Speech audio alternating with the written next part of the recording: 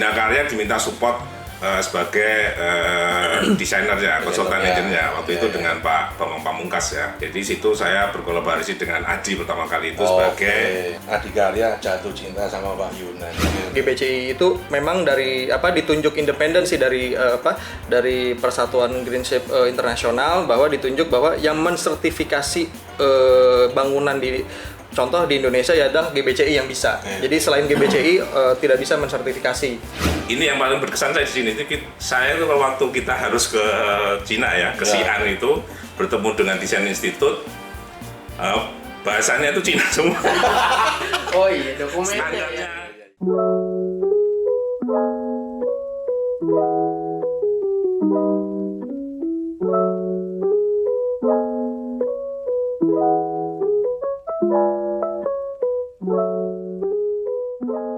Selamat pagi, salam sejahtera.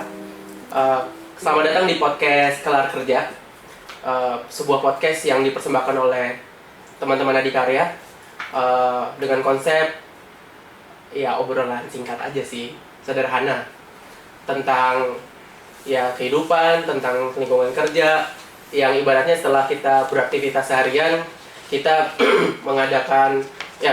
kita ngobrol-ngobrol gitu, ngobrol-ngobrol santai. Nah, intinya tentang berbagi inspirasi, berbagi cerita tentang segala hal tentang kita lah, seperti itu. Nah, pada pagi hari ini saya nggak sendirian nih, saya ditemani bapak-bapak gaul lah, bapak-bapak gaul dari mana Pak?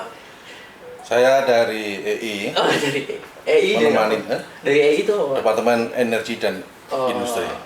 Menemani Mas Bentar ini sebagai host dari perwakilan kolonial. Oh gitu. Jadi saya milenial ini berarti. Yeah. Oh gitu. Nah, jadi kebetulan saya akan ditemani Bapak Om atau Pak atau Ya, biar terkesan kolonial ya minimum Om lah. Om ya. Atau Eyang ya. Ya, saya ditemani oleh Om Kres. Oh ya, saya sendiri Bentar. Saya lupa jadi ya mau kenalin nama. Lalu kita kedatangan dua tamu spesial yang jauh gitu ya. Jauh dari gedung sebelah sini maksudnya. Kita kebetulan syutingnya di studio ALC dari investasi Pak Yunan. Oh, di sini ya? Oh iya benar Pak, dari Pak Yunan dan Mas Pegit ya. Mungkin kita perkenalan sedikit atau ya. Ini coba kita perkenalkan tamu kita pada kesempatan kali ini. Yang pertama dari perwakilan atau golongan kolonial ini. Jadi ini memang tamunya kita sengaja kita undang dari kolonial dan dari milenial, dari yang usia 40 ke atas dan mungkin di bawah 40 ya milenial. Yang pertama dari tamu kita kolonial yaitu Pak Yunan Kurnianto. Beliaunya lahir di Jogja tahun 67. Wah, bener sudah kolonial ya. Oh gitu. Ketahuan dong umurnya. Jadi ketahuan dong umurnya nih. 54 itu. Iya, beliaunya lulus kuliah di tahun 91 dari Teknik Sipil ITB. Nah, Teknik Sipil ITB, terus ada juga melanjutkan S2 di jurusan Finance UGM tahun 2019. Kalau kita coba lihat apa ini Pak? Ya, lihat pengalaman, lihat apanya, berlembar-lembar ini berlembar-lembar Pak Yunan ini. Jadi intinya beliaunya sudah sekitar hampir 30 tahun bekerja. 30 tahun. Mas Bentar ya. Tidak bosan-bosan. Bekerja. Iya. Tidak bosan-bosan bekerja. Tidak bosan-bosan. Iya. Jadi kerja berarti Pak. Sejak tahun 92 sampai 2006 beliaunya berkarya di luar Adikarya, tepatnya di PT Bina Karya. Wah, ini banyak banget ini aktivitas beliau, ada sampai 3 bulan lebih beliaunya menekuni bidang keengineeringan. Mantap. Kalau lihat Bina Karya nanti Pak Yunan Perlu dibacain nggak Pak? bisa. Wah, kalau saya membacakan sinopsis dari Pak Yunan ini bisa 2 hari 2 malam ini Mas Bentar. Oke. Kondangan berarti Pak. beliaunya struktur engineer, banyak sekali merencanakan dan menjadi konsultan manajemen, konsultan supervisi untuk proyek-proyek gedung, perkantoran, dan karir beliau wah cukup ini juga sampai di level kepala divisi Pak Yunan ya. PWD ini apa Pak Yunan? Pengembangan wilayah itu Pak. Pengembangan wilayah, Ya. daerah. Ya. Wah, Itu iya. suatu divisi yang untuk infrastruktur maupun untuk ini ya. Banyak kan pekerjaan-pekerjaan KPU-an dulu itu di Cipta Karyaan gitu. Ya, mantap Mas Bentar. Beliaunya hampir 15 tahun di bidang karya. Setelah itu baru bergabung dengan Adikarya. Posisi beliau saat ini, nah ini juga jabatan yang double-double juga ini. Waduh. Merangkap Kepala SBU Air, Direktur PT Karyan Service Water, dan Direktur PT Dumai Tirta. Wah, Waduh. cukup sibuk beliaunya. Mantap. Mantap.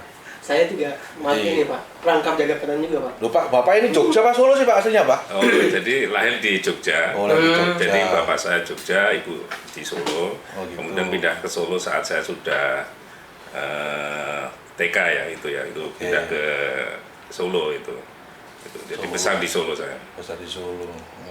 Ya. Mirip Pak, Solo Jogja. Oke, nanti Pak Yunan bisa mengeksplor, kita kulik-kulik Pak Yunan dari sisi pengalaman kerjanya, dari segi kehidupan beliaunya gitu ya. Iya, saya Karena tahu. kalau kita baca ini nggak cukup waktu, beliaunya biar bercerita sendiri. Oke, tamu kita yang kedua dari golongan atau kaum milenial. Waduh. Wah ini saya manggilnya Mas ya, Mas Figit boleh ya? Boleh. Mas Figit Risana Uges. Wah, Mas Figit ini lahir di Jakarta tahun 90. Loh, statusnya belum menikah, bener Mas? Masih belum. Masih belum menikah? Waduh. Masya Allah, 32. Kita cowok semua sih di sini, jadi nggak 32. bisa. Mungkin Bapak Om Kres ada kenalan gitu. Loh, habis ini kita podcastnya kita upload rame. Oh iya bisa. Nggak bisa, langsung. bisa. Beliaunya bukan masalah nggak anu Ben, masih banyak yang perlu dikerjakan. Oh iya. Nah, tugas dari Adikarya masih banyak. Beliau fokus ke situ dulu ya. Oke, Bisa, Mas bisa, Figit, Mas Figit, nah ini juga cukup menarik. Beliaunya ini kuliah S1 dua jurusan yang berbeda dalam waktu yang bersamaan. Itu Mas Bentar. Bener itu Mas. Iya benar. Jadi Iya. Cuma ada saya satu aja. program dari kampus kebetulan memang ada teknik sipilnya, ada sistem informasinya. Memang program dari kampus seperti Program itu. ya. Oke. Kalau saya ini pusing ya, dua double gitu ya. Satu aja saya hampir nggak lulus waktu itu. Iya. Berarti sampai nggak ada bakat Mas. Nggak ada bakat yang 1, 2, 3, 4. Oh nggak ada. iya, Ya. bisa. Mas Figit ada. Gitu. Oke, beliaunya lulus kuliah di tahun 2013. Wah, cukup muda juga ya. Bergabung dengan Adikarya di tahun 2013.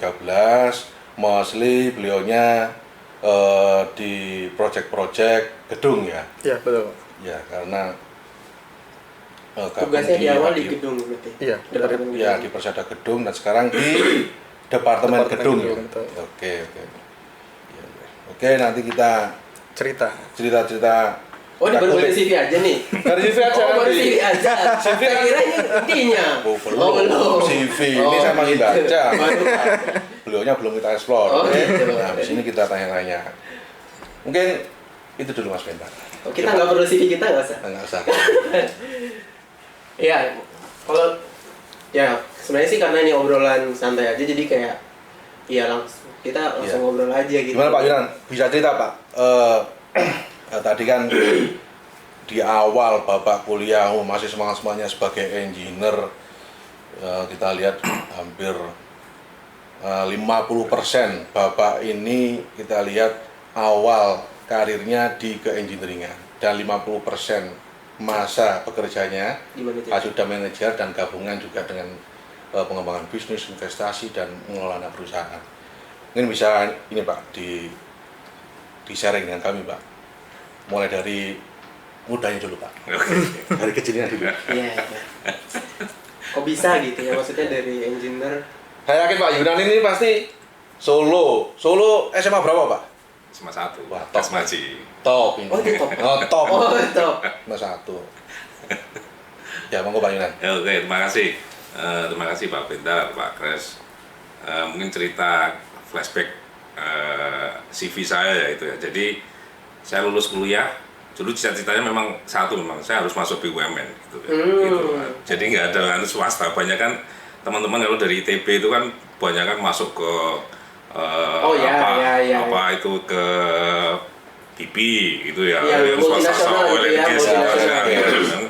Dari awal saya dulu cita-cita memang masuk BUMN. Kemudian waktu itu ada tawaran memang di konsultan ya, Bina Karya. Nah, jadi langsung masuk di situ di tahun 92 awal ya. Memang saya 15 tahun ini di konsultan ini, jadi background saya memang kuat di engineering gitu ya, terutama di structural engineer ya, karena saya backgroundnya sipil. Jadi murni saya di Bina Karya itu pengalaman menghitung, kalkulasi, perhitungan struktur, desain, mulai dari khususnya di gedung itu, karena masuk saya di divisinya divisi arsitektur awalnya gitu ya. Jadi termasuk juga tidak hanya desain tapi juga manajemen konstruksi, jadi sebagai pengawas atau MK, konsultan MK di lapangan gitu. Saat itu memang saya terus kompetensi saya terus tingkatkan gitu sampai ujungnya itu kita certified ya. Sebagai structural engineer yang certified. Saya punya saya sebenarnya pemegang IPTB, yaitu IPTB itu kalau di DKI izin sebagai pengelola perencana teknis bangunan. Itu konstruksi A. Jadi itu untuk IMB itu kalau belum direview ataupun belum terakhir ditandatangan oleh pemegang IPTB itu tidak akan rilis IMB-nya di DKI, terutama untuk high-rise building. Jadi ada beberapa gedung high-rise yang saya desain itu karena saya pemegang IPTB-nya gitu ya. Jadi Bapak dulu gitu. Ya, itu jadi itu kompetensi sebagai structural engineer itu di situ. Itu Pak ya, dan orang-orang yang memegang sertifikasi itu terbatas lah ya di Indonesia. Ya, terbatas, terutama sebenarnya itu ada di DKI karena banyak gedung-gedung high-rise yang dibangun di DKI ya, itu. Jadi memang habis saya pindah ke Adikarya, waktu itu ada proyek Tangguh. Jadi proyek Tangguh LNG. Yang di Tangguh, yang punya BP ya. Itu Bina Karya diminta support sebagai desainer ya, konsultan engineer waktu itu dengan Pak Bambang Pamungkas ya. Jadi situ saya berkolaborasi dengan Adi pertama kali itu sebagai engineer lead structure ya. Berarti Mas Bentar, Adikarya jatuh cinta sama Pak Yunan. Setelah berkolaborasi jatuh cinta sama Pak Yunan. Terutama di ini Pak ya, di proyek-proyek EPC Pak ya, setelah itu ya. EPC itu masuk ditarik Adikarya waktu itu departemen EPC ya. Ya EPC. Itu waktu itu masih kadifnya kan Pak Trioni ya, dengan Pak Ari ya, waktu itu narik saya untuk masuk ke departemen EPC, dan itu langsung proyek-proyek yang itu proyek EPC yang saya belum pernah handle ya, karena saya murni dulu itu hanya gedung aja yang saya jadi waktu itu tugas pertamanya kita PLTU Lampung kan di 2007 ya saya masuk. Tapi secara konsep dan filosofi ke engineeringan desain kan Bapak sudah ada ya. Itu jadi tinggal PC-nya saja Pak. Ya, PC-nya sudah kuat banget. Jadi tetap aja saya tidak lepas dari engineering, jadi masih di EPC itu tetap E-nya itu yang kita pegang ya. Walaupun pengaruh sebagai kontraktor itu kan terutama di uang ya, modal itu yang harus kita benar-benar. Maksudnya Bapak itu pengaruh Adikarya ke Bapak gitu maksudnya.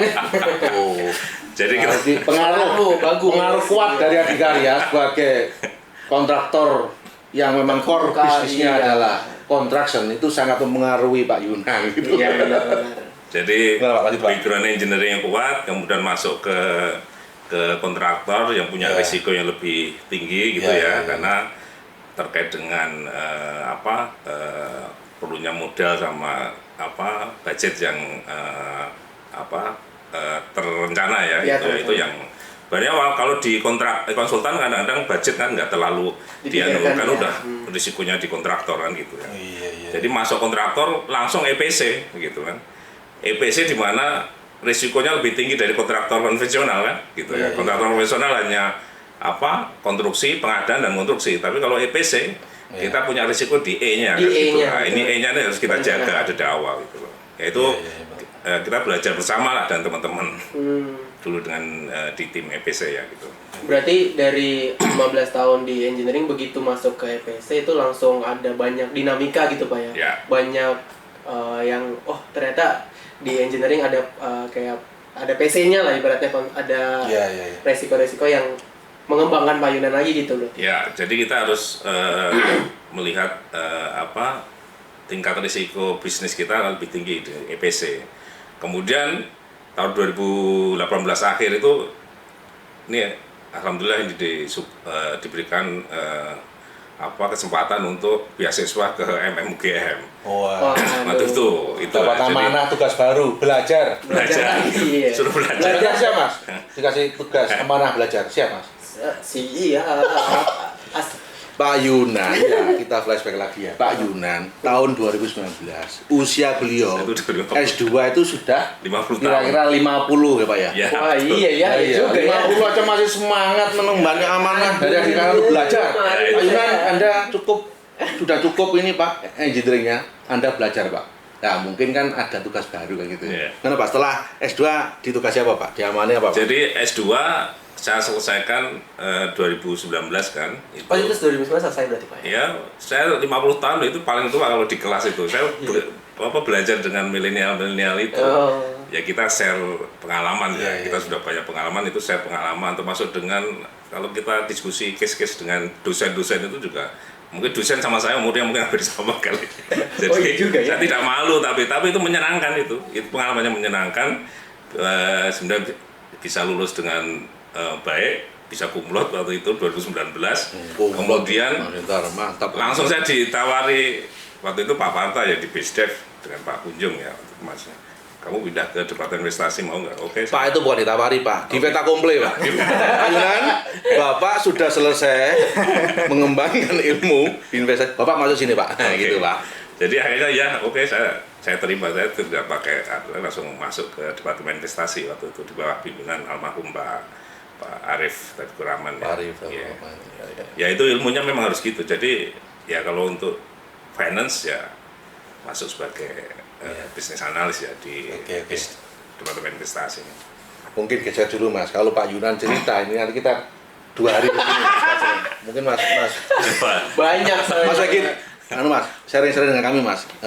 Ini ceritanya tadi itu lanjut ceritanya zaman kuliah bisa 2 gitu, membaginya seperti apakah terdistrak atau gimana itu kita pengen ngerti. Saya ngambil 20 SKS aja udah rasanya butuh healing, pokoknya healing lah ibaratnya butuh liburan kan. Oke, kalau dari saya waktu SMA tuh memang saya gemer seneng gitu, kalau sibuk tuh seneng gitu. Saya nggak bisa diem orangnya. Jadi kayak waktu SMA aktivis apa bandel ya? Di SMA tuh saya menjabat ketua OSIS juga. Mantap. Seksi lapangan di PMR juga. Nah, makanya jadi saya memang orangnya suka sibuk gitu, suka nggak mau diem lah. Nah, kebetulan pas cari nah yang gagalnya saya tuh waktu awal saya lulus kuliah itu saya nggak cepat-cepat ikut pengumumannya telat gitu, SPMB dan lain-lain, sehingga tidak diterima di negeri. Makanya saya akhirnya ujungnya ke swasta seperti itu. Karena saking sibuknya ngurusin lain ya nggak nyiapin. Nah itu entah hal-hal apa itu seperti itu. Nah sehingga pada saat saya masuk ke daftar ke kampus, kebetulan ada program namanya double degree. Double degree itu ya teknik sipil sama sistem informasi. Nah waktu itu oke lah, saya nggak terlalu suka sipil. Saya sebenarnya suka komputer. Tetapi kalau misalkan sipil aja nggak ada komputernya, saya kayak ya kurang balance lah gitu, makanya saya ngambil dua-duanya. Karena hobi saya itu ya sebenarnya dulu tuh SMA ngoprek komputer. Gitu, ngoprek komputer, malahan ada mata pelajaran TIK tuh gurunya sama saya tuh malahan ya saya sebagai asistennya dia lah yang ngajarin anak-anak teman-teman. Nah, kalau waktu itu Pak, pandangan Mas Peggy tentang sipil ini kayak apa, teknik sipil ini? Gambarannya loh ya.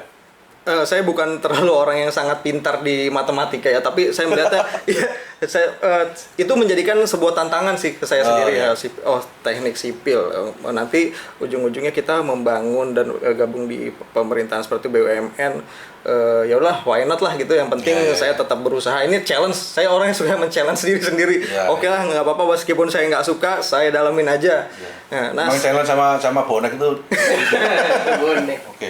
Hajar ya yang depan. Nah itulah intinya, ya udahlah saya ambil, saya sikat aja lah. Ya jadi intinya pagi itu biasanya kalau teknik sipil tuh ya seperti biasa orangnya pagi-pagi ya. Jadi jam 7 itu udah masuk kelas. Malamnya jam 7 malam itu lanjut sistem informasi. Oh, artinya kuliahnya di hari yang sama di juga. Hari yang sama juga, ya betul. Jadi pagi-pagi sampai siang itu kita ya belajar biasa lah, belajar Mektan, matematika dasar yang kayak gitu-gitu. Nah malamnya kita belajar sistem informasi. Berapa SKS tuh satu semester?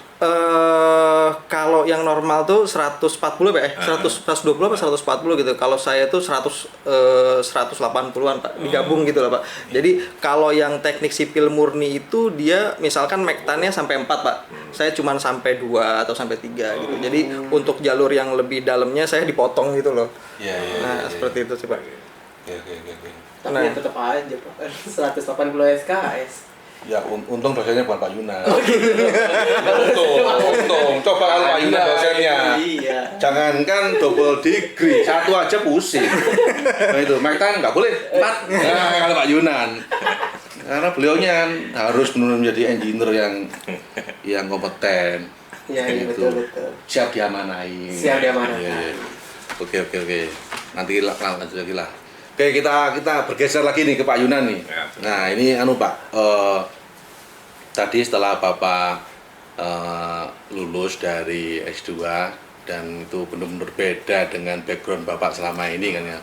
Engineering terus kuliah S2-nya finance dan tadi langsung ditawari di Peta Komunis paksa megang investasi Pak ya. Jadi gimana Pak kesannya Pak? Perasaan Bapak seperti apa Pak waktu itu Pak? Bergeser dari keengineeringan murni itu langsung ke ke investasi atau pengembangan bisnis itu seperti apa Pak? Perasaan Bapak awalnya Pak? Ya waktu itu saya langsung terima karena saya disekolahkan dikasih beasiswa untuk kamu sekolah ini ya. Otomatis saya langsung ya karena masuk. Kayak nggak mungkin investasi saya sekolah S2 finance tetap di EPC ya itu pasti nggak akan ada banyak manfaatnya sebenarnya gitu. Berarti Pak Yunan udah ancer-ancer. Mungkin saya dijadikan ini sudah punya bayangan gitu Pak ya. Jadi waktu ditunjuk sama beliau-beliau yang di direktur BUD langsung beliaunya oke kan gitu. Iya. Iya. Itu sesuatu yang baru ya. Itu biasa ya, kita sesuatu baru ya, kita kalau tekun itu ya pasti ya kita akan cepat paham. Jadi mungkin 2 tahun berproses di Departemen Investasi gitu ya saya sudah proses bisnis itu seperti apa, bisnis analis itu harus apa gitu ya, itu yang bisa kita dapatkan dengan pengalaman ya. Walaupun sekarang juga masih belajar saya gitu loh. Saya menghadapi terus belajar terus, jadi umur 50 tahun itu saya masih kalau belajar itu masih semangat. Sampai sekarang pun belajar itu masih tidak ada kata berhenti dan menyerah. Iya. Kan? Belajar sampai akhir. Belajar terus, betul Pak. Karena kalau kita melihat ilmu itu ternyata ya seluas lautan ya, kita nggak bisa. Iya. Kita itu cuma sedikit sekali yang kita tahu. Gitu. Dan yang terus Pak, jangan dibatasi gitu Pak ya? Ya. Setuju Pak. Oke Pak, ngomong-ngomong Pak, waktu di Adikarya di EPC itu pengalaman yang paling menarik atau mungkin yang paling berkesan setelah Bapak masuk Adikarya ada project di mana gitu? Yang paling menarik ya Dan case-case di apa? waktu project PLTU Lampung itu Iya. itu paling berkesan buat Saya. saya. Oh gitu. Loh, Bapak Satu Lampung tim juga? dengan Pak Krisnawan, almarhum Pak Wisnu gitu ya. Pertama kali power plant Gembel kita di Cina, Cina. jalan. Oh gitu. Iya, nyari-nyari support vendor. Mayuna. Oh. Lanjut Pak, apa Pak? PLTU Lampung itu power plant itu kalau PLTU itu paling complicated. Power plant yang paling complicated itu di PLTU karena semua sistem ada. Jadi ya sistem apa? Oh, ya, sistem apa? Cooling waternya cooling ada. water. Kemudian sistem cool handlingnya ada. Kemudian sistem apa? Monitoring SCADA, instrumentasinya ada. Nah, kalau listriknya jelas ya, power plant-nya jelas itu. Kemudian dan sebagai sipil waktu itu sebagai lead civil engineer, semua tipe struktur itu ada di PLTU Lampung. Oh. Dari laut kita punya marine, Ya, kita punya jetty. jetty. Kita ambil 150 meter, di situ ada coal apa? Full ship loader. Coal ship unloader Ya, 600 ya. ton kan itu ya. Itu dengan apa? Desain batnya kita 10.000 DWT. Ya, Itu ya, ya. marine. Kemudian kita punya Trestle. trestle ya itu. Sebuah trinte. Nah, kemudian kita punya struktur power hose. Itu lebarnya hampir 100 meter kali 50 meter kita desain sendiri. Hampir 3.500 ton steel structure kita butuhkan. Oh iya. Itu kalau orang struktur lihat di atas itu ada 4 kali 500 ton coal bunker. Itu. Nah iya, kalau dampak apa gempanya itu cukup besar. Kemudian kita punya chimney itu 150 meter ya. Wah, Jimny bener ya, Pak. Kita desain Lebih tinggi dari Monas itu Pak ya. ya, kita desain pakai slip form kan itu, nggak boleh berhenti itu. Setinggi 150 meter. Iya. Kemudian kita punya pump pit ya. Iya. Pump pit itu apa facility untuk Untuk ngambil memompa air laut. di pinggir laut. Ya. Kita harus gali sampai mungkin 12 sampai 15 meter. Ya, minus 15 Pak ya. Waktu itu ya. Kemudian kita punya coal sheet. Coal sheet itu lebarnya tanpa kolom itu 110 meter itu Pak. Itu. Iya. Itu kita desain. Jadi kita banyak belajar. Kita punya ini yang pondasi dinamis, turbin generator pondasi. Nah itu. Itu generatornya aja 100 ton, turbinnya juga 100 ton. Itu bergetar dinamis. Kita harus desain pondasi dinamis. Iya. Ini yang paling berkesan saya di sini. Saya itu kalau waktu kita harus ke Cina ya, ke Xi'an itu bertemu dengan desain institut, bahasanya itu Cina semua. Oh iya, dokumennya Standarnya, ya. standarnya GB standar Cina gitu kan. Walaupun akhirnya kita kan orang-orang Cina, orang-orang tua itu kan konsultannya itu dan nggak bisa bahasa Inggris. Kan ada translatornya, Pak. kita ada translator sampai translator itu manual software TG itu saya translate ke Inggris tuh. Iya, Pak. Kemudian manual standar desain turbin generator itu saya translate itu sampai saya mengerti itu filosofi desainnya itu seperti apa gitu. Ya, artinya kan Pak ya, meskipun Bapak sebagai civil engineer yang di dalam konsep EPC itu mungkin tanda kutip pelayan untuk sistem-sistem di atasnya Pak ya, upstreamnya ya, mechanical, piping, electrical dan segalanya, tetap Bapak harus paham filosofinya Pak ya? Ya seperti itu desain sipilnya Pak, iya. Sipilnya, Karena Pak. itu kalau orang sipil pasti tahu itu sesuatu yang menarik sebenarnya itu ya. Iya. Itu structure apalagi tanah, kerjaan tanah itu kita itu gali hampir 300.000 kubik itu bukit kita Cutting, gali, kita cutting, Ya. kita untuk timbunan. Jadi kita hampir tidak memasukkan Datangkan dari luar, kuali kuali dari dari luar. luar. Itu Ya, bisa ya. balance itu sampai untuk membentuk asyat ya 6 hektar itu.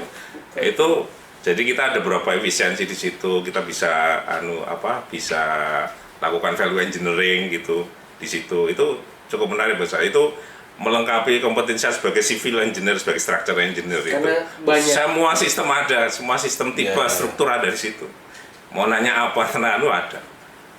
Kemudian kalau pondasinya biasa ya, pancang gitu ya, tanahnya kalau di Lampung tanahnya kalau di gunung itu bagus, tapi kalau di laut agak jelek ya karena itu kita bisa. Untung nggak ada soil improvement ya itu. Oh. Artinya tanahnya bagus Pak ya? Karena yang Seperti bagus ya. kalau di Lampung gitu. Iya. Itu yang paling berkesan ya di itu. Nah, itu kan positifnya Pak. Ini mungkin hal-hal yang menjadi lesson learn kita terkait permasalahan-permasalahan? Ada Pak? Kalau di EPC waktu itu Banyak apa Biasanya Pak Yunan ini ya kan? Oke, desainnya di atas kertas bagus, tapi pada saat mau dipasang bautnya bleser sehingga Ya. harus bobok lagi, ya itu banyak ya Pak ya? ya Itu memang harus disinkronkan dengan disiplin yang lain Pak ya Yunan, itu biasa, itu bisa kita atasi lah, itu tapi yang teknis memang ya. yang mandatori terkait masalah gempa harus mengatur getaran seperti apa, itu harus itu mandatori. Kalau yang kecil-kecil banyak Pak itu Pak ya, Banyak. tidak bisa Iya. dihindari kayak Pak ya. Ya. Itu saya kalau di lapangan ya ini kan ya, kita harus punya apa ya, segera dasarnya sih calculation ya. Oh harusnya masih ada safety faktornya sekian, oke rilis gitu. Kalau sudah saya ngomong rilis, oke panjang gitu. mantap. Dasarnya itu Pak, calculation. Ya kan sipil kan gini, sipil itu kuncinya menyiapkan semua dokumen dan pekerjaan di awal, dan nanti kalau proyek selesai pulang belakangan. Iya juga ya. Oke, menyelesaikan gate, Iya. Interior. interior, tanam rumput. iya, landscape dan segalanya kan semua ada Pak Yunan. Pokoknya harus cantik Jadi Pak lah. Yunan datang duluan, Duluan belum ada apa-apa. harus selesai dipush sama disiplin yang lain, harus segera selesai. Tapi pulangnya belakangan gitu. Iya, aduh, kasihan Iya, juga ya ternyata ya. Orang Videonya sipil. ya pas kalau Civil beliau yang engineer jadi itu. civil engineer waktu Nasibnya itu. Iya, bukan nasib Pak. Memang sudah skenario nasib Pak. Skenario alam Pak. Sudah semesta alam mendukung Bapak sebagai civil engineer Pak. Gitu. Dan dulu waktu dengan PLN Pak ya, saya ingat Iya. kalau Pak Yunan sudah menjelaskan, sudah titik. Tapi Oh. kalau engineer yang lain udah menjelaskan, Kayak misalnya masih saya panjang. gini ya. Biasanya Masih panjang prosesnya, Iya, bisa iya, 2, 3 kali, 4 kali asistensi. Kalau Pak Yunan datang sudah selesai. Oh, udah selesai, cukup. Oke. Approve ya. Approve. Approve. Tanpa No debat, no debat. Tanpa note. Oh, tanpa Nah, no. gitu. Enggak. Ya, Pak, ingat ya Pak dulu Pak, kita approval. Ya approval kalau masih B note itu Iya. ada yang nggak mau. Kalau saya ngomong udah jalan kan udah Iya. itu. Dulu ada Pak yang steel structure-nya turbin atau boiler itu Pak. Nah, Yang kita berkali-kali itu ya kan. Saya kan ngawal juga teman-teman engineering. Berapa kali itu Pak? Nggak approve tuh Pak. Ya, ke Cina. Akhirnya Pak Yunan dan tim bawa owner PLN ini ke Jinan dan langsung selesai. Karena dijelaskan Pak Yunan di sana. Bawa ke negeri Cina. Mungkin mengaruh itu juga. Mengaruh itu juga. intinya itu di yang agak rumit kan di desain gempanya. Desain gempa. Filosofi desain gempanya itu yang harus dijelaskan. Iya, iya. Yang boiler ya, boiler itu 1000 ton lah satu.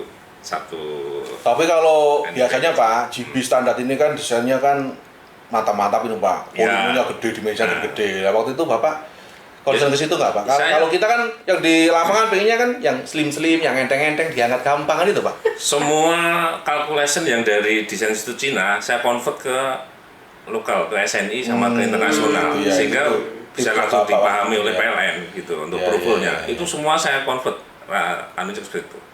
Memang yang saya agak mes waktu desain TG ya. TG itu karena harus softwarenya harus software Cina waktu itu, kita nggak punya software Cina. Kalau software Cina langsung software TG gitu ya, masukin beban-beban gitu, idealnya udah keluar ininya bisa. Tapi kalau kita harus pakai SAP gitu 2000 atau SAP ya, itu harus desainnya agak rumit, agak lama itu. Iya. Karena modelingnya gitu. Tapi kalau mereka punya software itu ya itu yang saya pakai, terus kayak saya convert, saya jelaskan, saya convert ke international code ya, atau dengan SNI iya, code iya. ya, itu korelasinya ini Pak, jadi kita jelaskan ke PLN ya. Mas Fikri kalau mau nanya Pak Yunan monggo loh Pak. Kok jadi Banyak pertanyaannya tapi nanti aja. Nanti aja ya. Habis Iya, ya. iya, iya. Suhu ternyata Pak Yunan nih. Iya, makanya. Kita di sini kayak dengan dosen ya. Iya. Iya benar-benar kan. Iya. Bener juga, bener. Tapi Mas Fikri coba sekarang geser Mas Fikri lagi ya.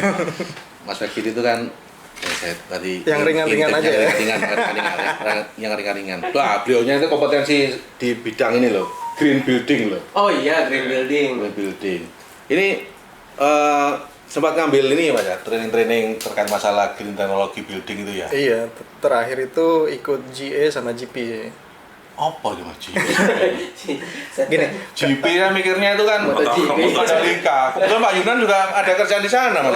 oh gitu. Iya. Kalau GE saya tuh kepikiran Mas Bentar karena lagi mau tender POTG gitu ya. Iya, lampu. Oh bukan. General Electric. General Electric. Iya benar. Iya iya. Gimana Mas? Gini, tahun berapa ya? 2019 atau 2020 itu sebelum kita masuk ke GP itu Greenship profesional. Greenship profesional. Nah, sebelum GP itu harus melewati GA dulu. Kayak Greenship ambassador atau apa gitu. Pokoknya sebelum personil ya. Personil betul. Kayak apa namanya? Sertifikasi gitu lah, Pak. Sertifikasi. Nah, kalau GA itu ya kita dikenalin apa sih Greenship, perkenalan lah. Nanti GA. yang mengisu sertifikasi ini dari badan internasional ya? Enggak di Indonesia tuh ada namanya apa ya? Lupa saya. Yeah. Ada dari Indonesia GBCI namanya. GBCI Greenship Building Council Indonesia. GBCI itu memang ditunjuk independen sih dari Persatuan Greenship Internasional, bahwa ditunjuk bahwa yang mensertifikasi bangunan contoh di Indonesia ya adalah GBCI yang bisa. Jadi selain GBCI tidak bisa mensertifikasi. Seperti di Singapura juga ada sendiri, di Europe, di Prancis juga ada sendiri. Nah, sebelum kita kalau GA itu ini memberitahukan kayak awareness bahwa kita tuh harus aware terhadap green building karena nanti dampaknya akan seperti ini loh. Jadi kayak misalkan membuang sampah itu dibagi menjadi 3 itu udah masuk di GA. Konsepnya itu udah masuk di GA. Nah, kalau misalkan setelah kita ikut GA nanti dapat sertifikat, kalau misalkan mau melanjut ke GP bisa. Nah, akan tetapi itu memang agak rumit karena gini, kita dikasih case gedung high rise building. Setelah itu kita harus merencanakan agar gedung itu misalkan targetnya adalah gold ada nilainya sendiri tuh. Nah, nanti kita disuruh nge-assessment, kita disuruh merencanakan, setelah itu meng-assessment gimana caranya biar bangunan itu menjadi bangunan green building dengan nilai skor atau gold seperti itu. Nah, kalau misalkan kayak GP itu kayak kayak kita ada tes tulisnya, ada presentasinya. Jadi kita dikasih case, misalkan satu kelompok kita dikasih satu building. Nah, itu suruh menilai gimana caranya biar bangunan ini termasuk green building dengan skor gold gitu. Nah, di situ ya seperti biasa dites kayak tes tesis gitu loh. Jadi ada pengujinya ditanya satu-satu. Ini terhadap ASDC-nya seperti apa, terhadap pressure terhadap airnya seperti apa. Nah, itu untuk mendapatkan GP itu memang agak sulit gitu, complicated gitu loh. Complicated, Mas. Kalau desain buildingnya pernah desain building yang green. Iya, jadi kita dikasih case itu satu bangunan, Pak. Basic design lah. Setelah itu kita masukkan beberapa konsep green di dalam building tersebut. Nah, jadi kita mendesain building tersebut supaya masuk dalam kategori green building dengan skor gold. Nah, memang disuruh mendesain juga, Pak. Mungkin kalau lebih awam itu saya pengen tahu sebenarnya green building ini tuh yang seperti apa, Pak? Berwarna hijau seperti layar kita ini atau sengaja ini? Gitu. Nggak salah, ini sengaja. Sengaja untuk green wall. Karena konsepnya kebetulan kita bikin podcast ini untuk ulang tahun adik karya ya kan. Tidak hanya merah, ya sekali-kali hijau. Ada greennya, konsep greennya. Jadi ini sengaja loh ya, ini sengaja ini green. Sebenarnya ini sih lebih ke green building itu parameternya itu maksudnya poin-poinnya tuh apa aja sih maksudnya? Saya pernah belajar. Saya kan di teknik fisika ya. Teknik fisika tuh saya pernah belajar karena waktu itu dosennya dari arsitektur. Dia itu green building tuh ya ada akustiknya, ada thermal, ada apalagi ya lighting segala macamnya. Nah, sebenarnya dari green building itu apa cuma itu aja apa gimana lagi? Banyak sih penilaiannya tuh ada 7 konsep dasar itu. Masuk smart building itu apa masuk konsep green itu? Iya, konsep green itu. Itu masih MA building itu skopnya. Nah, iya. Masih di luar itu masih ada. Masih ada. Dia tuh ada 7 aspek penilaian. Yang pertama itu ASDC. ASDC itu site development gitu. Jadi berapa persen ruang terbuka hijau kayak RTH-nya gitu udah termasuk penilaian green building. Jadi harus ada berapa persennya gitu loh RTH yang di bangunan tersebut itu udah termasuk. Seperti Habis itu juga ASDC itu juga membicarakan masalah luas tajuk pohon. Nah, apabila luas tajuk pohon itu diameternya berapa, timbunnya berapa, level rimbunnya tuh.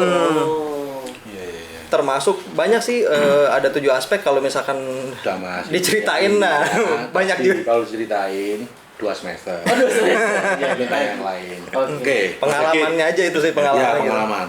Mas, ini Anda kan kita lihat di CV ini sebagai PM proyek Mobox dan secara umur beliaunya muda Pak Bina. 90 berarti 32 tahun. Jadi PM luar biasa, ini amanah yang cukup jarang ya. Jarang. Mohon Mas, suka dukanya jadi PM yang di usia muda ya Mas.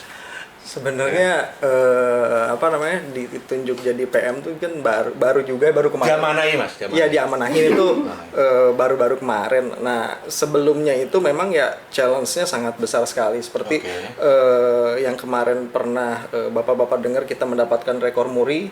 Nah, itu salah satu challenge-nya kita juga. Karena kan Mobox ini kan ya itu tadi faster construction kan, berarti pembangunannya harus cepat.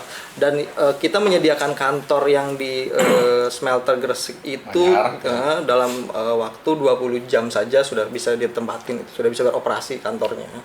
Nah, itu sih challenge-challenge seperti itu yang harus kita pikirkan bahwa kedepannya tuh ya memang konstruksi itu faster construction, apalagi di Cina kan sudah membangun dalam 1 hari berapa lantai. Nah, kita memang harus mau ke arah sana gitu, karena tidak menutup kemungkinan untuk kedepannya konstruksinya seperti itu gitu loh. Arahnya akan seperti itu, ke faster construction. Cuma ini Pak Yunan, ya terkait dengan tadi future opportunity lah ya, construction itu model-model Mobox gitu. Orang yang masih konvensional kayak saya masih memikirkan ini kuat apa enggak itu loh Pak. Berarti itu pasti menjadi concern dari calon pelanggan itu ya. Oke, di satu sisi pengen kecepatan, pengen segera ditempati, pengen segera jualan properti, tapi kan ada faktor kekuatan tadi yang mungkin di sini sangat krusial untuk benar-benar dipastikan gitu Pak. Dari sisi keinjineran sendiri sudah cukup mumpuni Pak Indonesia Pak untuk mensupport teknologi Mobox itu yang sifatnya instan ini Pak. Sebenarnya kalau konsepnya kan fabrication ya, modular gitu ya. Konsepnya itu sebenarnya modular itu bisa ke atas atau bisa ke samping kan gitu. Kalau ke samping memang kita tidak banyak terekspos dengan safety terkait dengan beban-beban gempa, beban-beban angin gitu ya. Itu. Tapi kalau kita kita mau high rise building itu harus benar-benar diperhatikan gitu ya. Kalau dari konsep desain high rise building itu untuk menahan gempa itu biasanya ada namanya core.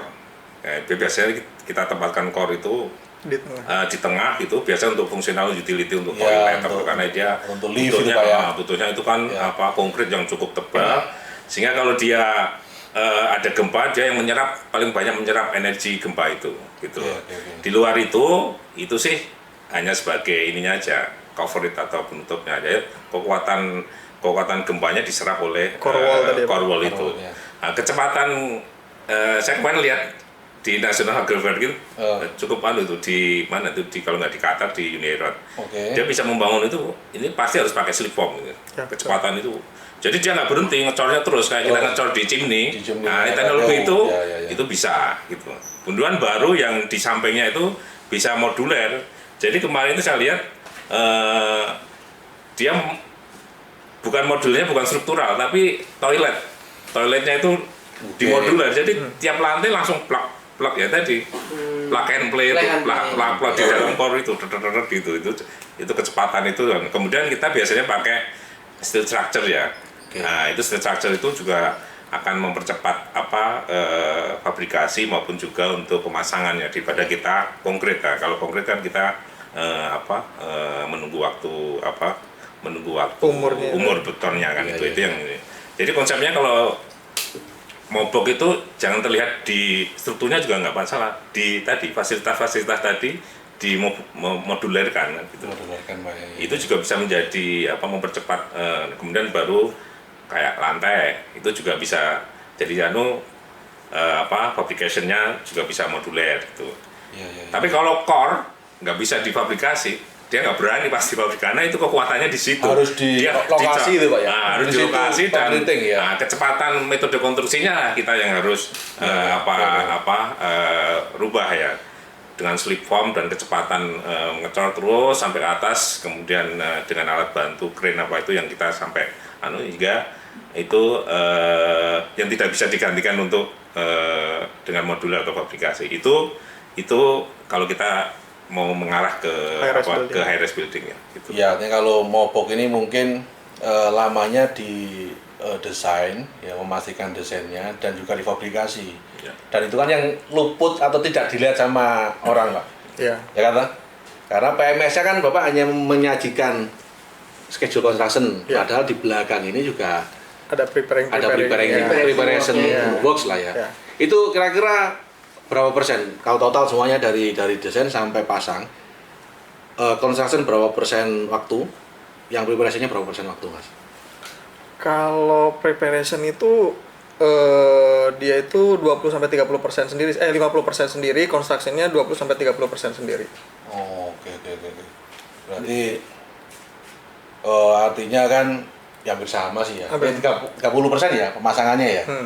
Kalau dikatakan pemasangan 1 minggu berarti preparation-nya itu lebih dari 1 minggu ya, 2 Iya, minggu. 2 minggu ya. Itu sudah pakai BIM kita ini kan. Sudah pakai BIM ya, betul. Oke. Ya. Nah, berbicara, jadi kan tadi udah kita berbicara tentang banyak hal ya. Nah, sebenarnya sih kan kita di sini berbicara tentang akhlak nih. Oh, akhlak, pesan akhlak kemana? Iya, pesan sponsor. Oh. Sponsor. Enggak. Jadi Iya, kita iya. kan kita juga bekerja, berkehidupan kan kita juga berdasarkan dengan akhlak ya. Dan kebetulan akhlak ini ada jabarannya tuh, ada amanah, ada kompeten, ada harmoni, ada loyal, adaptif dan kolaboratif. Iya. Nah, kebetulan Sesi ini kita mau membahas masalah amanah. Nah, gitu. Oke. Pertama ya. Dong, Iya, paling iya. pertama. Nah, kebetulan saya pengen nanya nih ke Mas Fegit lah, ke Mas Fegit dulu. Sebenarnya setelah awalnya bergabung ke Adikarya, terus juga sudah double degree dan segala macamnya, dan sekarang menjadi PM di Mobox gitu ya. Nah, arti amanah menurut Mas Fegit sendiri itu apa yang arti amanah menurut pribadi dari Mas Fegit sendiri itu seperti apa?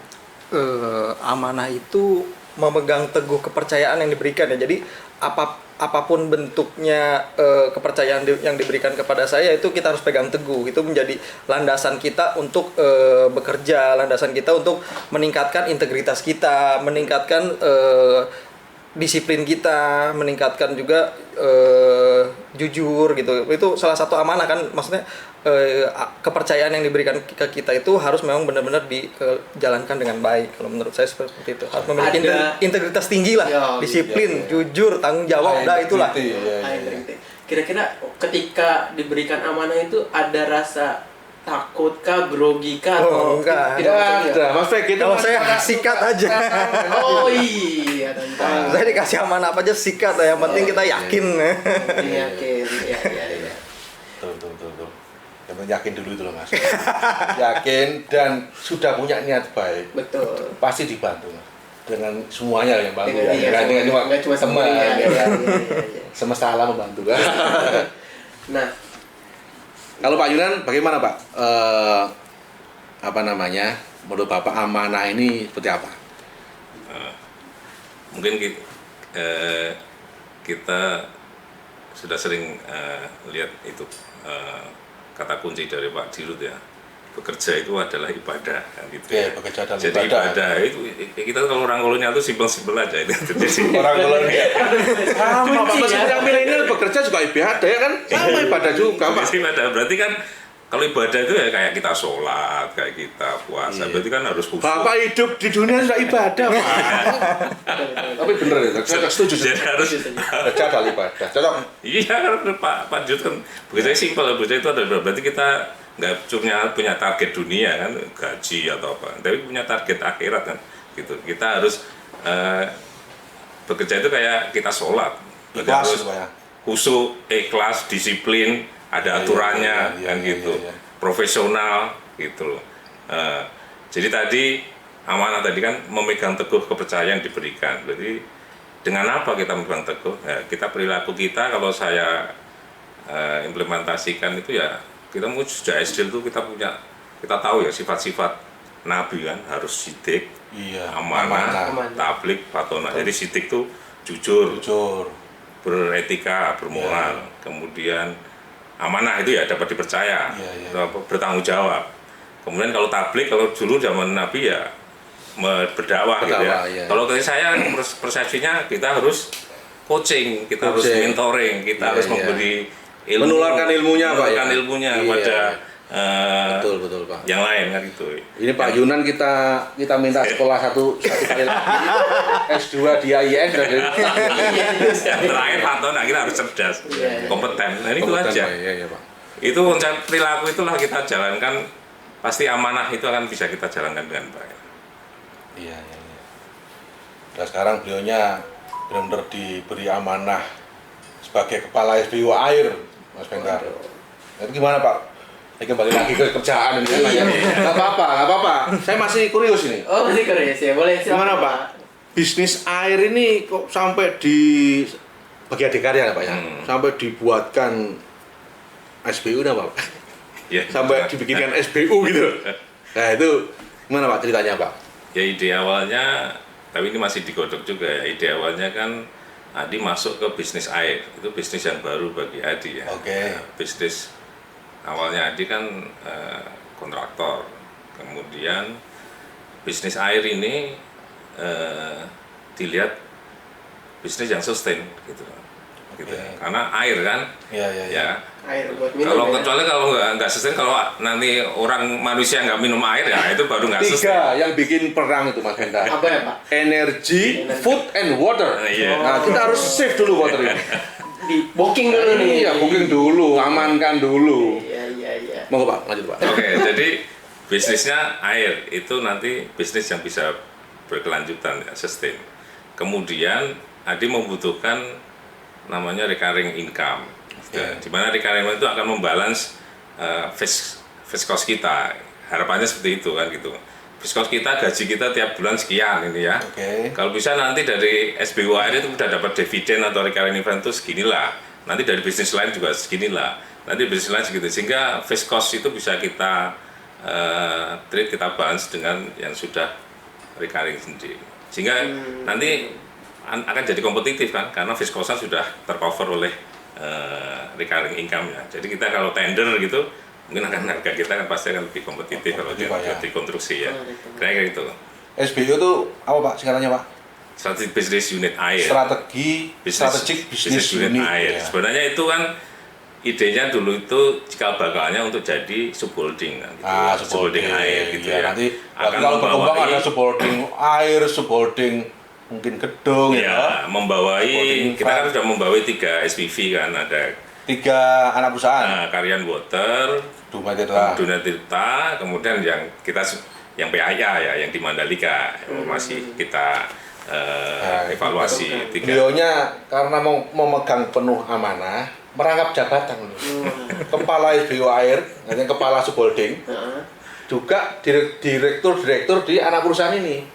Ini makanya kurang orang apa?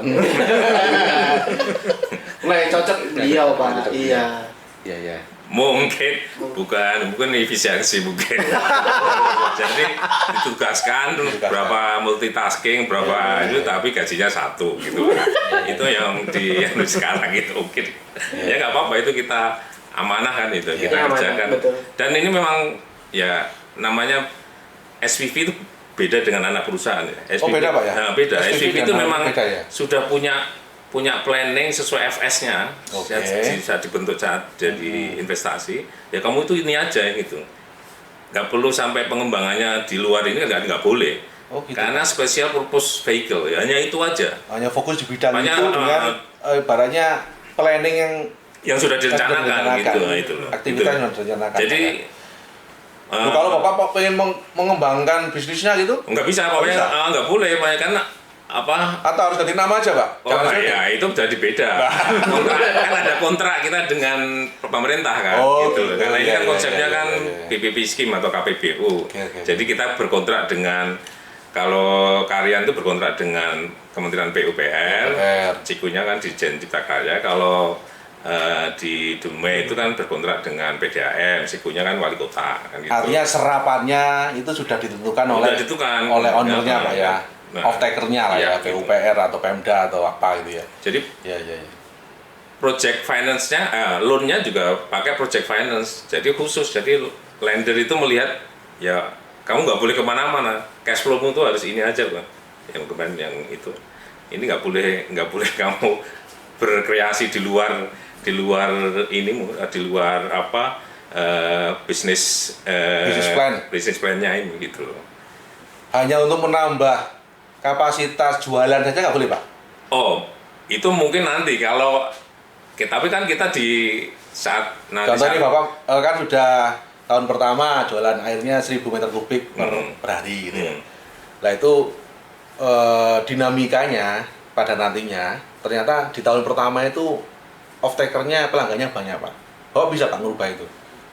Kalau kita itu sudah punya ini sebenarnya, volumenya absorpsinya harus sekian, kemudian tarifnya juga ada kenaikan tarifnya sekian, itu sudah artinya kalau ada perubahan ya pastinya diperlukan amandemen lah ya. Nah, amandemen ataupun kalau ada perubahan ya kita harus amandemen, ada agreement amandemen baru gitu. Untuk bisnis saya sendiri ini Pak ya sangat menjanjikan Pak ya. Memang Indonesia ini. Karena sustain ya, jadi diharapkan kalau bisnis air itu ya walaupun namanya pelan gitu ya, tapi nanti pasti akan berkembang gitu, nggak mungkin jatuh karena pasti dibutuhkan orang kan gitu air itu kan. Dan strateginya memang harus kalau kita masuk ke bisnis air harus stay gitu, tidak exit gitu ya. Jadi kita harus stay, maintain karena sebagai recurrent income. Nah, cuma sekarang recurrent income ini bentuknya apa? Dividen kan. Dividen itu kalau kita pinjem loan dari lender itu baru akan terjadi biasanya setelah loan selesai, setelah grace period selesai. Setelah tenornya selesai gitu loh. Cuma saya di Dumai kemarin coba waktu membuat term sheet dengan lender itu, dividen ini boleh nggak dibagi di depan gitu ya, dengan syarat ini ya. Jadi kita ada syarat namanya DSCR ya, Debt Service Coverage Ratio-nya di 1,2 atau 1,25 itu. Nanti kalau dari 1,2 berarti cash flow-nya aman lah. Jadi lender nggak takut, itu kemampuan membayar utang ke lender terjaga gitu ya.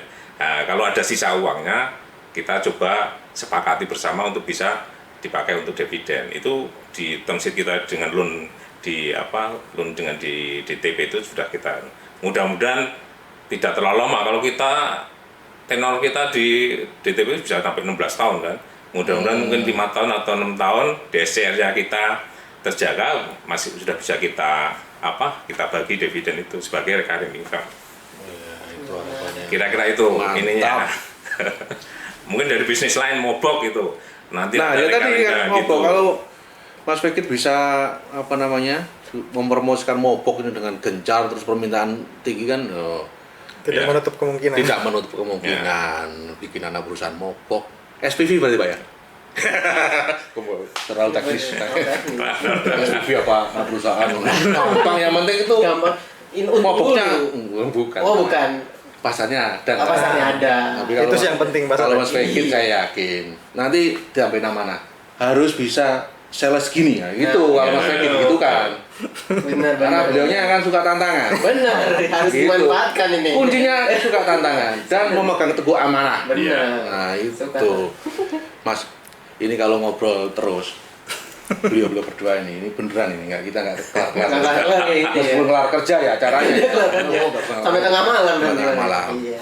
Gimana, ada agenda yang kita lain? Lanjut aja kali ya, mungkin kita lanjut ke kita namanya kuis Pak. Wah, kuis. Jangan bikin tegang kok, kuis segala. Enggak. Kuis ini kuis kekinian atau kekunoan namanya. Jadi nanti peraturannya gini, gampang Pak, saya akan jelaskan peraturannya. Jadi nanti saya sebutkan beberapa diksi, beberapa pemilihan kata, nanti Bapak tinggal tahu itu, tinggal tebak itu tahu apa enggak gitu, nanti dijelasin. Saya kasih contoh, misalnya BUMN, saya tahu BUMN itu adalah badan usaha milik negara, misalnya gitu, contohnya gitu. Nah, ini nggak mengalami bonus ini. Enggak. Iya, iya. Kadang sampai juga Iya.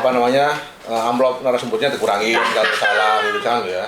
Enggak. Nanti saya akan coba pilih beberapa kata nanti bisa dijawab gitu.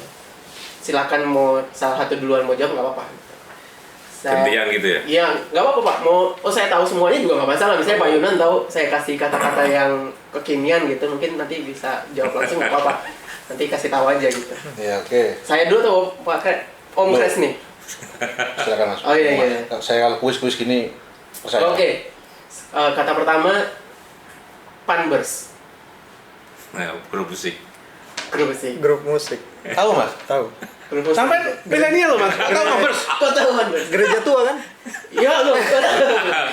Nanti nggak tahu amat. Biar jadi Udah amat.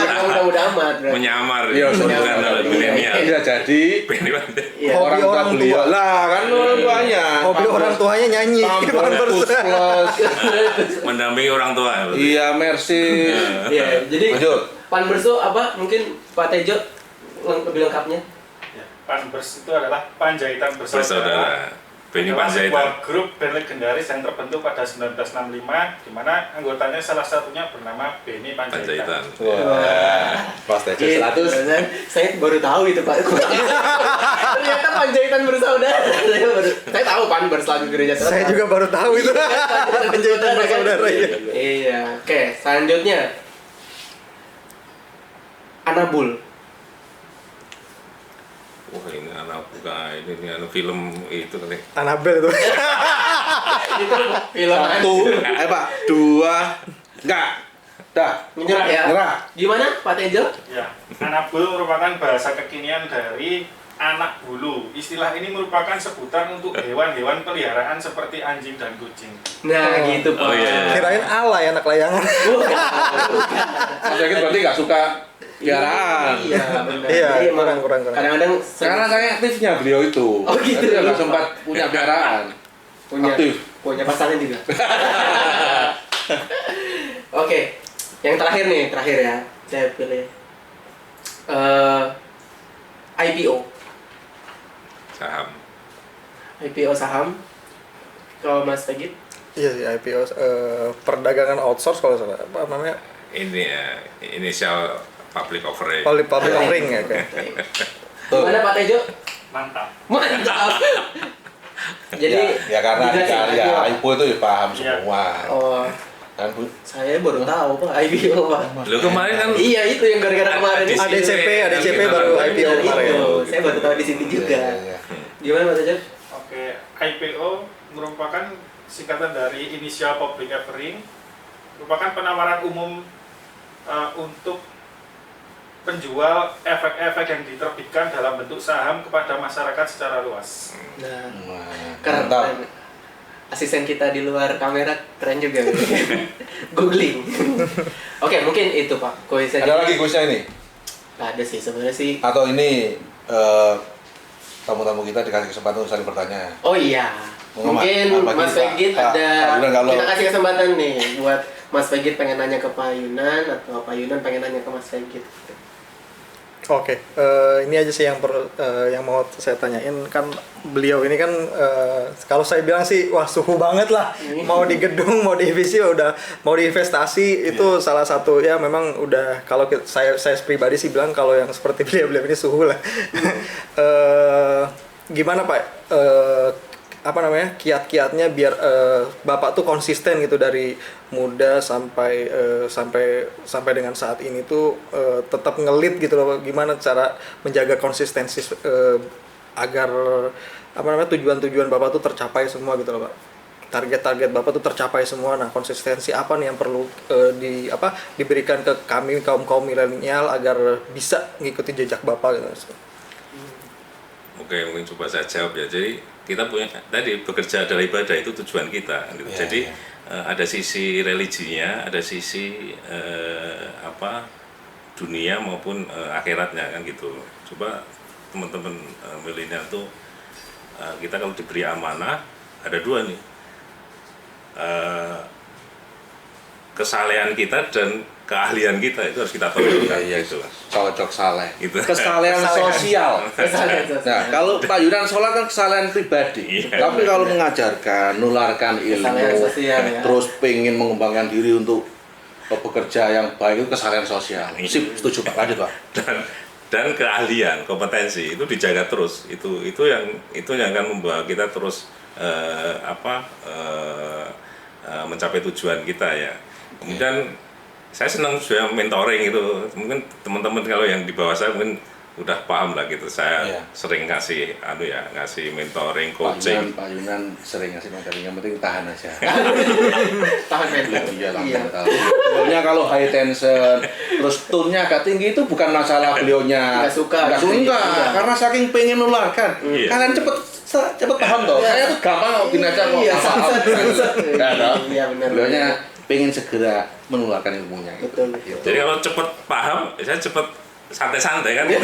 Saya kan itu. Betul sih. Kalau ibadah yang lain. Iya, ibadah yang lain. Belum paham, wah itu masalah. Apalagi di structure ya. Kalau structure saya tanyain gini nggak bisa, wah bahaya ini. Waduh, nanti hasilnya ambruk strukturnya.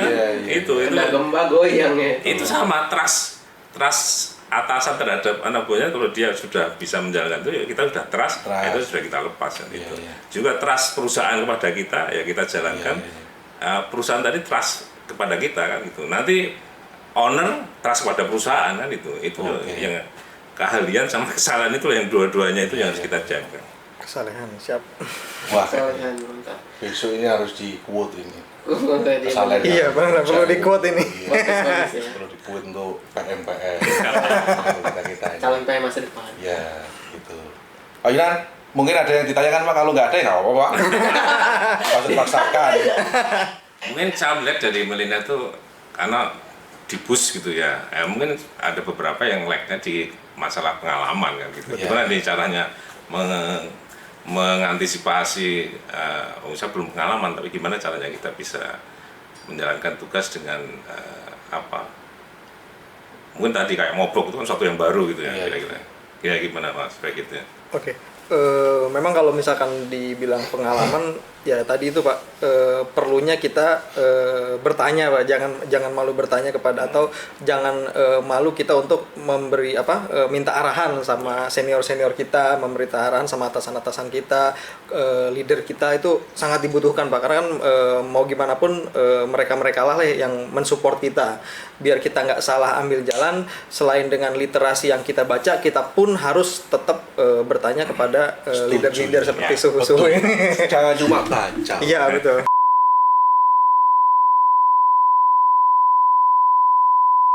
Kata Mbak, nggak gitu. Ternyata waktu praktek juga masih meleset. Artinya kan harus ada yang ngajarin. Iya, harus ada yang ngajarin. Gurunya beliau-beliau ini kan seniornya. Mungkin Pak GM-nya, Pak manajer birunya. Iya. Setuju Mas Wiki. Mungkin gimana Rita? Lanjut ngobrol kita. Apa cukup ya? Cukup deh. Cukup ya. Iya, kita ada sebagai penutupan gitu Pak, kita ada sesuatu ibaratnya kayak bingkisan tapi konsepnya adalah mystery box. Mystery box nih sebenarnya itu cukup populer gitu ya. Di Tokopedia itu mungkin Bapak bisa cari tuh, Tokopedia atau di e-commerce lain gitu. Ada kita beli mystery box, nanti di dalam itu isinya random gitu. Yang harga berapa nih? 10.000? Ya, karena kita tidak bisa mahal-mahal nih. Unlimited. Budgetnya limited Pak. Unlimited tapi bawah. Limited tapi bawah. Jadi ini mungkin Pak Tejo bisa membawakan sini. Biar dipilih beliaunya. Nah, gitu. Mas ini maksudnya 5 ini 22, 32 atau gimana? Apa? Enggak, Itu satu kan? aja. Oh, Satu aja. mohon maaf Pak Yunan. Mohon maaf Pak Yunan, keterbatasan. Ini mystery box karena di dalamnya beda-beda. Monggo diacak pilih. Pilihnya diacak. Iya, apa? Terserah gitu. Terserah. Oke, gitu. Jadi silakan. Kalau dapat emas batangan ya alhamdulillah. Iya, Kalau dapat aluminium batangan, nasib gitu Iya, ya. gitu. Gitu Pak. Silakan. Silakan Pak. Monggo Pak. Oke. Berdiri Iya, aja Mas. nggak apa-apa. Bapak. Terserah ya. Terserah Pak. Nih, mungkin Mas Regit pilih salah satu. Iya. Oke. Mau dibuka sekarang apa nanti? Boleh. Nanti. Boleh lah. Mau dibuka? Buka aja. Oh, monggo silakan. Boleh nih. Boleh. Siapa tahu dapat emas batangan Pak ini. Iya. Ada lihat bentuknya ya. Enggak kan. Apa? Oh, ini. Apa Pak? Lah. Ya Apa ini? Pak. Apa ini? Oh. Apa Mas? Filosofinya apa Mas? Kok ngasih Iya. apa namanya ini? Oh, ini tempat makan nih. Lunchbox. Wah. Iya, biar nggak lupa makan Pak Yunan. Oh, Ya, jadi gitu Pak, di sela-sela menjalankan amanah Iya. dari mungkin dari Nggak boleh, nggak Adikarya. boleh banyak jajan. tapi Nggak boleh keluar banyak rumah. jajan, bener. Ya, amanah tetap harus dijalankan dengan apa semangat, tapi jangan lupa juga punya amanah Iya. terkait diri sendiri. Sendiri menjaga. Biar menjaga kesehatan. Iya. Makanya kita kasih Kalau Mas Pegi tadi, eh, Mas Pegi dapat apa? Parutan. Parutan. parutan. Belajar masak. Intinya tetap sama. Intinya Cari yang orang marut. sama satu, cari yang bantuin marut. Gitu. Yang kedua, ya jangan lupa dengan diri sendiri. Itu juga amanah Betul, juga. amanah Gitu. juga, benar. Oke. Mungkin sekian Pak acara kita, mungkin bisa lain kali kita bisa ngobrol lagi, tapi Iya. mudahan Oke. mungkin tuh Pak Kres nutup dong. Sudah, itu aja. Oh gitu aja. Mungkin terima kasih sama Pak Yunan dan Mas Pegi gitu sudah meluangkan waktu di sela-sela kesibukannya. Kita di sini juga mengucapkan banyak terima kasih, banyak yang bisa kita dapatkan gitu dari pengalaman Mas Pegi sendiri, pengalaman Pak Yunan yang banyak itu, terus juga ya kita bisa belajar lah dari situ. Iya. Nilai-nilai akhlak, amanah terutama. Oke. Seperti itu. Mungkin ada mungkin ada pesan-kesan? Udah cukup. Cukup ya. Iya. Pesan-kesan nggak usah nih. Iya, udah lama ya. Oh, udah lama. Udah lama. Ya udah. Nanti keluar dari konsep kita yang 62. 62. Sesuai dengan Iya. tahun Adikarya yang Oke. ke-62 Mas Bendar. Iya, terima kasih. Ya, cukup. Ya, terima kasih Pak Yunan, Mas Mendi atas kehadirannya. Hmm. Wah, semoga yang kita bicarakan ini membawa keberkahan untuk kita semuanya. Amin. Manfaatnya. Ya. Mungkin itu Mas. Thank you. Oke. Oke, terima kasih. Terima kasih Ya. banyak udah terima kasih banyak.